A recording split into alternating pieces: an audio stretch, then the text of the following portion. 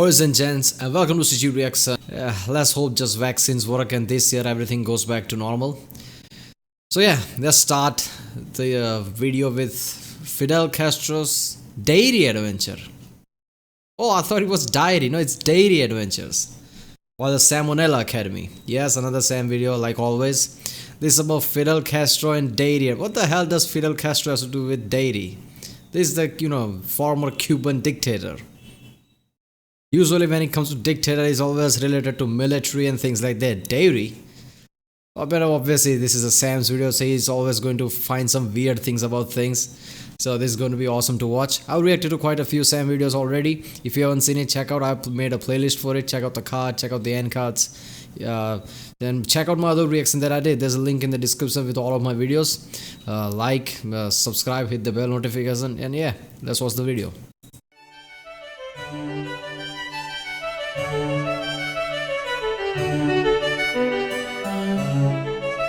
Hey kids, let's talk about Fidel Castro. We're all familiar with Castro, right? Dictator of Cuba for the whole second half of the 20th century, main antagonist of the Cuban Missile Crisis, you know. Anyway, this man loves three things. He loves Cuba, he loves communism, and good God, does the man love dairy. Yep, you heard me right. The all-powerful dictator of communist Cuba is obsessed with anything related to milk and its derivatives. I drew up a little chart here, right? I call it the Leche Lovin' Ladder. At the bottom you got dairy farmers, then you got Ross O'Donovan, then Mr. Bones, then starving babies, and then all the way up at the top here, you got Where do I come here? Milk great? No, I think milk awesome is where I would come on, I think. Since I'm a vegetarian, and obviously milk is a primary main source of protein, and I like ice cream as the next guy. I mean, who doesn't like ice creams anyway? I like curd, yogurt. So yeah, milk awesome is the level I would be. Any more than that is just too much. Fidel Castro is on. Obviously, I bleed milk. Okay. I didn't know about that Castro, man. Damn, okay. Fidel Castro. Today, I'm going to share a few true stories that illustrate his preoccupation. Okay, the first one isn't really a story so much as a fact, but according to several sources, Castro was known to be able to eat 18 scoops of ice cream after a meal. That's more than 2 pints. If that doesn't impress you, then go try it for yourself. Hell no. There's no way in hell this is true. No. This is one of those dictator things, I think. You know how in the North Korea they say, hole in one, he was shooting really perfectly and all the stupid things they're saying about North Korea and their leaders. I think this is one of those type of things. In this, they're just saying he could eat 18 scoops of ice cream. I don't think so. That's way too much, man. I can't even eat half of them.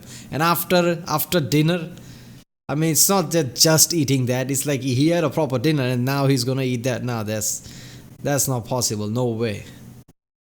I can barely manage a pint and a half on an empty stomach, and Castro's doing it on top of a full meal. But it gets better. Being such an ice cream connoisseur, Castro ordered the construction of an ice cream shop. But this isn't your average everyday parlor, not by a long shot. He built a straight-up ice cream complex taking up an entire city block. This was a piece of modern architecture too, in total contrast to the surrounding slums, all for the sake of ice cream. The place is called Kopelia, and it's still open today. What the hell, man? Really? That must be the biggest ice cream shop of the entire world. Basically, a Disney World type thing for ice cream, fun fair or whatever. Oh my god, he was really crazy about ice cream, man. Damn. Of course, Castro's obsession went beyond just personal pleasure. Dairy was so dear to him that it often found its way into diplomatic interactions. Like one time, a French diplomat came to visit, so Castro whips out some Cuban cheese. Specifically, though, it was camembert cheese, a variety that France is famous for. French guy was like, hey, not bad, it's almost as good as the French kind. Try it again. I think you'll find it's even better than the French. Alright, I wouldn't say that. I'm sorry, are you disrespecting my cheese? In my house? On my island? No, I mean it's good, I just said the French kind is better. Maybe if you froggy fucks bathed once in a while, you'd be able to taste the cheese instead of your own B.O. Listen, you've got your cigars, we've got our cheese. Yes. Live with it. Fine. French be like, Castro. I'm French. I am cheese. Alright? Your cheese is nowhere near good as ours. Man, he really loves, dairy and things. I mean, look at him. He's trying to tell people that his cheese is better. So he wants to, thrive on the idea that, Cuban milk is, Cuban dairy is just awesome in the entire world. So, he doesn't just like it as personal thing. He wants, dairy to thrive in entire Cuba, I guess. Fuck him, it's good cheese. I'm paraphrasing just a little bit, but that's basically how it went down. So already it's obvious that dairy is of great value to Castro. Most exceptional, however, is how this value reflected in his leadership. Naturally, having an entire nation at his disposal, Castro wanted to bolster the Cuban dairy industry as much as possible. But there was one problem. Cuba initially had two types of cows called La Reinas and Zebus. La Reinas came from the days when Spain ruled Cuba, and Zebus originated from India. Both of these cows are well suited to the Cuban environment, having a very high tolerance for heat. However, they don't produce much milk, they're mostly just raised for their meat. So Castro decides to import thousands of Holsteins from Canada. Holsteins are the classic black... Yeah, that is true, isn't it? High temperature has issue to the, cows. They don't produce much milk if they are in the high temperatures. Yeah, that is true, isn't it? Black and white cows, and as we all know, you can juice these guys for days. They are utterly superior. Only problem is, they're used to living in Canada, so when they're plopped down under the scorching Caribbean sun, it's going to stress them out. They're not going to be laughing cows by any means. So as a result, Castro's imports still didn't put out enough milk to satisfy his desires. At this point, your average run-of-the-mill dairy queen would have given up. But Castro, he's more than that. He's a dairy dictator. So he ordered the construction of a giant air-conditioned complex with the sole purpose of providing a comfortable environment for... Oh my god. So in Cuba, lots of people don't even have electricity proper to run a damn fan, a ceiling fan. And here Castro, creating an entire air conditioning hall basically to put cows in. Talking about dictator, this is beyond stupid, man. For his Holstein. And it helped a little bit, but they were still stressed out. They still weren't putting out at their natural levels. And as you can imagine, climate controlling an entire facility is very expensive, so Castro was forced to abandon the project. But like the astronaut he is, Castro held on to his dream of finding the Milky Way. So he gathered a team of scientists and farmers and... Okay, I'm just gonna say I usually like salmonella puns, but in this video they are just hurting.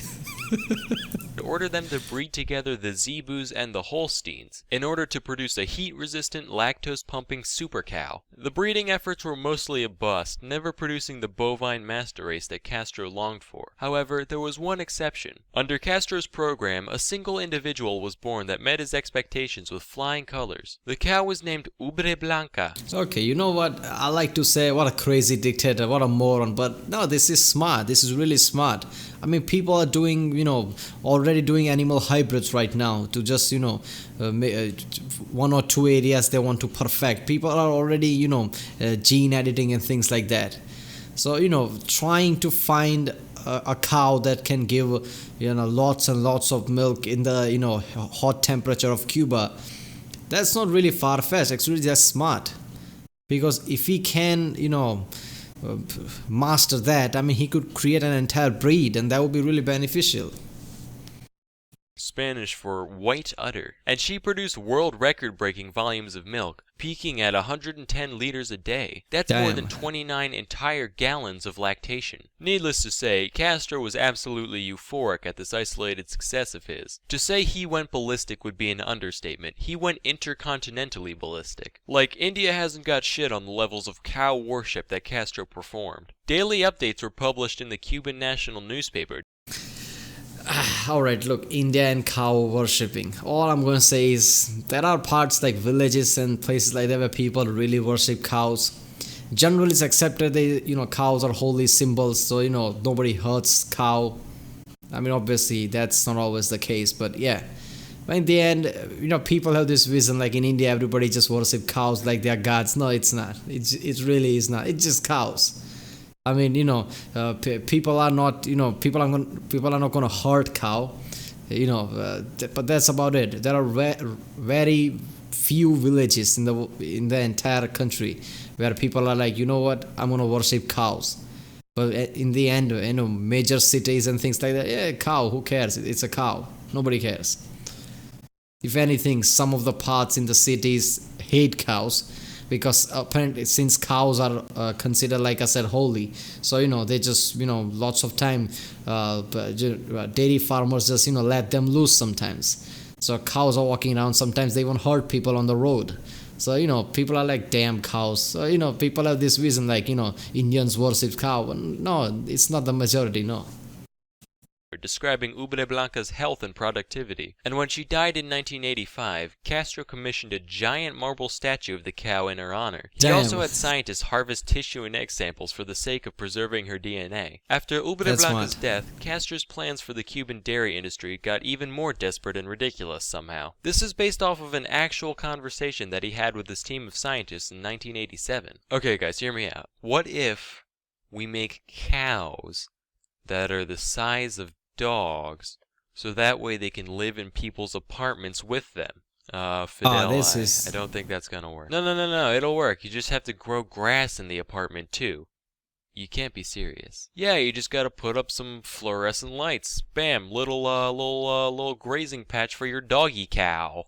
You are a fucking lunatic. And obviously nothing ever came of that. I guess that was the time when people like, you know what, that's it. I think Castro had a good time in this country, but it's now his time to go. That was the thing, I think, that people like, that's it, Castro has to go. That idea. And Cuba's dairy industry is still floundering today, sadly. So yeah, if you haven't gotten the picture by now, the dude likes milk. Imagine he's at the birth of his grandson, right? Ah, what a beautiful baby boy. Fidel, there's something we need to tell you. Your grandson, he's lactose intolerant. Prepare the firing squad. Anyway, there's plenty of other miscellaneous stories surrounding his little preoccupation, like the time the CIA tried to poison his milkshake, so I just decided to highlight a few big ones. Anyway, that's all for today. Till next time, I'm Sam and Nella, and thank you for watching. Imagine being at CIA headquarters, they're like, he really loves milk, and they're just discovering everything that Sam said, and even more. Like, he's really crazy about milk. He made a statue about for a cow. He made a statue for a cow. He created a air conditioned complex for cows, and everybody's there like, you know what? Let's just poison the guy. This is ridiculous. Let's just poison his milk.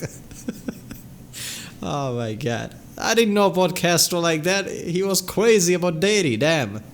I mean, like I said, I like dairy. I mean, I like anybody, dairy as a next person. I like it a bit more since, I'm a vegetarian, obviously. I rely on dairy for protein. But yeah, it's fine. It's fine. I can eat ice cream here and there, but that's it. I don't eat much of ice cream. I like it, but I just don't eat it. This was a good video by Sam. Alright, if you like my reaction, don't forget to like and subscribe. Check out the other reaction I did. Check out the playlist I created for Sam and Nella Academy, another playlist in the cards. Check out the end card to see whatever YouTube gives you. And check out the link in the description with all of my videos. And I'll see you next time.